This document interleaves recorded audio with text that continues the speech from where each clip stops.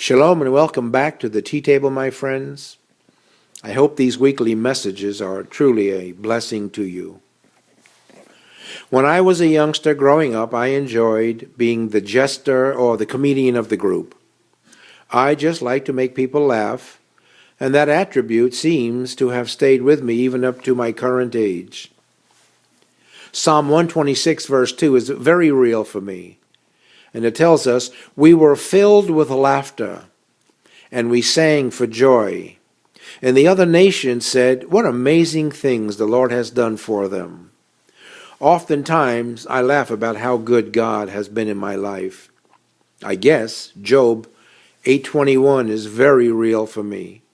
He will once again fill your mouth with laughter and your lips with shouts of joy. You see, that kind of laughter is healthy. But when the laughter is coming at the expense of another person, that's not too healthy. And oftentimes, it comes back to bite you. When I was much younger, I would sometimes make fun of someone to others. Maybe I would try to mimic the way they spoke, or their accent, or the way they walked, or anything that stood out. More than once, while actually making fun of them to others, I would find out that the person was actually there watching me. And my response was, I had no idea you were there. Sometimes we would all laugh, and sometimes there were words between us. Once, I was joking about my mom to my two older brothers, and my mom was right behind me. Guess that was the reason they didn't laugh. Anyway, I told her, Hi, Mom, I didn't know you were there. Well, she didn't laugh, and there weren't any words between us. She just hauled off and rapped me right alongside the head, which caused my two older brothers to roar with laughter. Truth be told, we are often amazed when we find out that a person who we were not expecting to be present actually turns out to be where we weren't expecting them to be. How many times have you been surprised at your birthday or anniversary or any special event when a dear friend or family member showed up and you thought they would never be there? Here's a great example.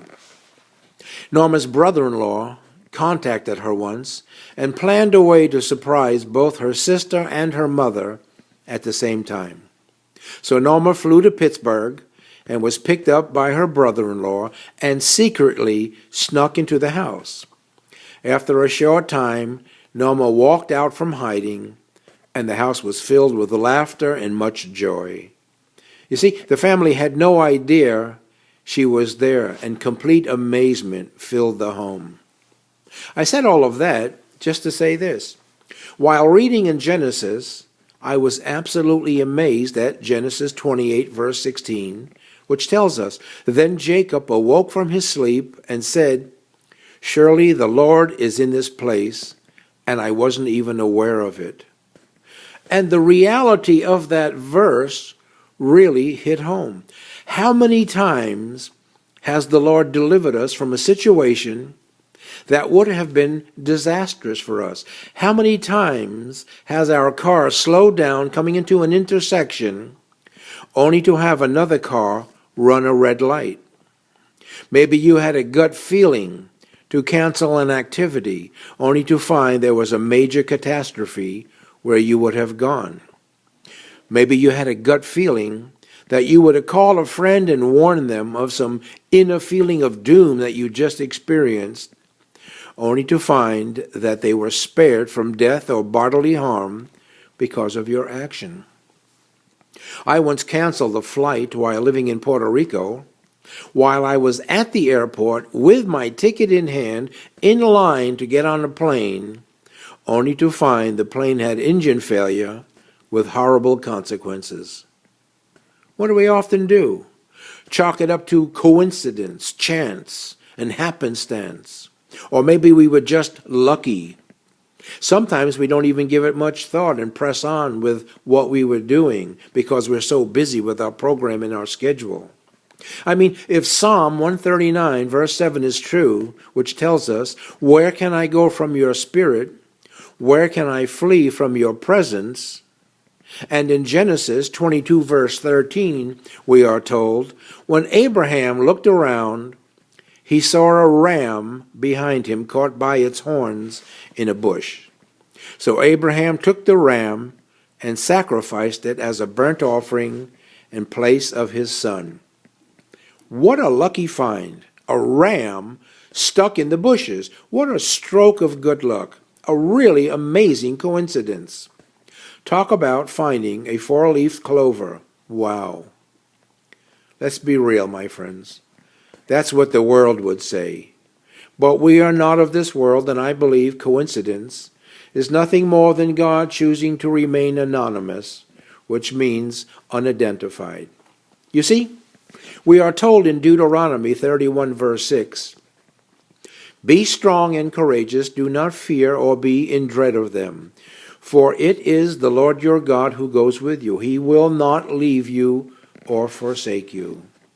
In Joshua 1:9, have I not commanded you? Be strong and courageous. Do not be frightened, and do not be dismayed. For the Lord your God is with you wherever you go. How about in Zephaniah 3 verse 17? The Lord your God is in your midst, a mighty one who will save. He will rejoice over you with gladness. He will quiet you by his love. He will exult over you with loud singing. What does this mean? Well, for one, it means coincidence, chance, and happenstance is rubbish. There is no coincidence, chance, happenstance, or luck. How about giving credit where credit is due and call it for what it really is? Namely, surely the Lord was in this place, and I wasn't even aware of it, as Genesis 28:16 tells us. How about, God, thank you for getting me out of this mess. Thank you for saving my life. Thank you for helping me when I thought there was no help. Thank you for delivering me. And you know what, Lord? I didn't even know you were there. My friends, God has told us, keep your life free from love of money and be content with what you have, for he has said, I will never leave you nor forsake you. Another verse, he says, be strong and courageous, do not fear or be in dread of them. For it is the Lord your God who goes with you. He will not leave you or forsake you. In Isaiah, we are told, fear not, for I am with you. Be not dismayed, for I am your God. I will strengthen you. I will help you. I will uphold you with my righteous right hand. Joshua tells us, no man shall be able to stand before you all the days of your life. Just as I was with Moses, so I will be with you. I will not leave you or forsake you. Let me ask you this, my friends. How many times does God have to tell us something in order for it to be true? Only once. And he has told us, I will not leave you or forsake you. So let's put a twist on Genesis 28:16 and say, surely the Lord was in this place, and I was well aware of it, because he has told me, I will never leave you nor forsake you. And with that, I leave you with this. Yevarechecha Adonai ve'yishmerecha. Ye'er Adonai panav elecha v'yihunecha. Yisa Adonai panav elecha ve'yesemlecha shalom. The Lord bless you and protect you. The Lord cause the light of his face to shine upon you and be gracious to you. The Lord turn all of his attention upon you and give to you the peace of God. God bless, my friends, and I'll see you again next week at the tea table.